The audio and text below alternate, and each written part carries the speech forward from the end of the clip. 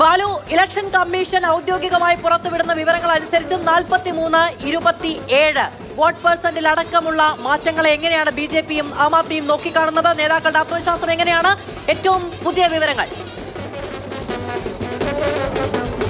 മധു, BJPയെ സംബന്ധിച്ചിടത്തോളം അവർ ഏതാണ്ട് ഡൽഹിയിലെ ഭരണം ഉറപ്പിച്ചു എന്നാണ് നേതാക്കളൊക്കെ തന്നെ പറയുന്നത്. ഈ ഭൂരിപക്ഷം സംബന്ധിച്ച്, അതായത് കേവല ഭൂരിപക്ഷത്തിന് ആവശ്യമായതിനേക്കാളും നല്ല തോതിലുള്ള ഒരു കംഫർട്ടബിൾ മെജോറിറ്റി തങ്ങൾക്ക് ലഭിക്കുമെന്നാണ് BJPയുടെ പ്രതീക്ഷ. അതിന് അവർ പ്രധാനമായും പറയുന്നത് പരമ്പരാഗതമായ ആം ആദ്മി പാർട്ടിക്കൊപ്പമുണ്ടായിരുന്ന മേഖലകൾ, പ്രത്യേകിച്ച് ഈ പിന്നാക്ക വിഭാഗങ്ങളുടെ മറ്റും സ്വാധീന കേന്ദ്രങ്ങളായിരുന്നു ആം ആദ്മി പാർട്ടിയെ സംബന്ധിച്ചിടത്തോളം. അവർക്ക് ഏറ്റവും വലിയൊരു മുന്നേറ്റം എല്ലാ തെരഞ്ഞെടുപ്പുകളിലും നൽകിക്കൊണ്ടിരുന്ന ആ മേഖലകളിൽ വലിയൊരു കുതിച്ചുചാട്ടം അല്ലെങ്കിൽ ഒരു കടന്നുകയറ്റം നടത്തുവാൻ വേണ്ടി BJPയെ സംബന്ധിച്ച് സാധിച്ചിട്ടുണ്ട് എന്നതാണ് ആദ്യ 3-4 റൗണ്ടുകളുടെ വോട്ടെണ്ണൽ കഴിയുമ്പോൾ മനസ്സിലാകുന്നതെന്നാണ് BJP നേതാക്കൾ പറയുന്നത്.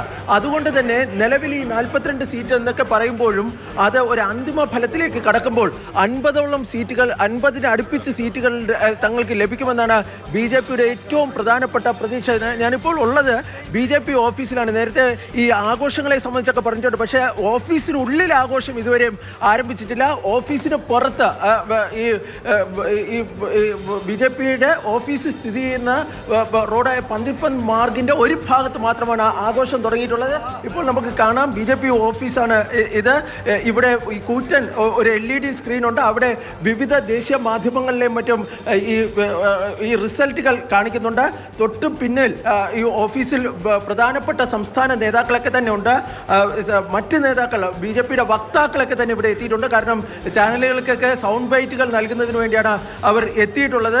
ഒരു ഘട്ടത്തിൽ അവർ ഈ BJPയുടെ ലീഡ് നില 45-ന് പുറത്തായിരുന്നപ്പോൾ ഈ ബൈറ്റൊക്കെ കൊടുക്കുന്നുണ്ടായിരുന്നു. അനിൽ ആന്റണി, ഷാസി എൽമി തുടങ്ങിയ നേതാക്കളൊക്കെ, അതായത് BJPയുടെ വക്താക്കളൊക്കെ തന്നെ ബൈറ്റുകൾ കൊടുക്കുന്നുണ്ടായിരുന്നു. പക്ഷേ വീണ്ടും ലീഡ് നില കുറഞ്ഞപ്പോൾ അവരൊക്കെ ഇപ്പോൾ ഉള്ളിലേക്ക് പോയിരിക്കുകയാണ്. പക്ഷേ ഇതൊരു ഫേസ് മാത്രമാണ്. കാരണം എങ്ങനെയൊക്കെ വന്നു കഴിഞ്ഞാലും അന്തിമ ഫലത്തിൽ തങ്ങൾക്ക് ഭരണം ലഭിക്കും. പക്ഷേ കേവല ഭൂരിപക്ഷത്തിനേക്കാളും എത്ര സീറ്റ് അധികം ലഭിക്കുമെന്ന കാര്യത്തിൽ മാത്രമാണ് BJP ക്യാമ്പ് ഇപ്പോൾ ഒരു സംശയം വച്ചു പുലർത്തുന്നത്.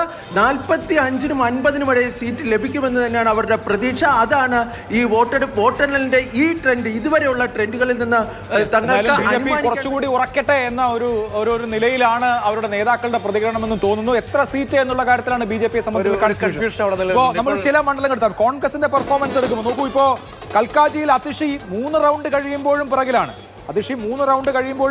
12-ൽ ഇനി 9 റൗണ്ട് അവശേഷിക്കുന്നുണ്ട്.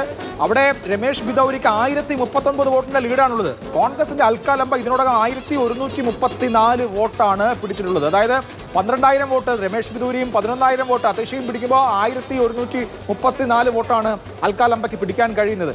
അപ്പോൾ കോൺഗ്രസിന്റെ പെർഫോമൻസ് തീർത്തും വീക്കാണ് എന്ന് പറയേണ്ടി വരും. അവരുടെ സ്റ്റാർ കാൻഡിഡേറ്റ് ആണ് അൽക്കാലംബ. നമുക്കറിയാം NSUIയുടെ ദേശീയ മുഖമായിരുന്നു. പിന്നീട് ആം ആദ്മി പാർട്ടിയിൽ ചേർന്ന് വീണ്ടും കോൺഗ്രസിലേക്ക് തിരിച്ചു വന്ന നേതാവാണ്. ഒറ്റയ്ക്ക് മത്സരിക്കാനുള്ള കോൺഗ്രസിന്റെ തീരുമാനം എന്തായാലും കോൺഗ്രസിന് ഒരു ഗുണവും ചെയ്തിട്ടില്ല. ആം ആദ്മി പാർട്ടിക്ക് കുറച്ച് ദോഷം ചെയ്തിട്ടുമുണ്ട്.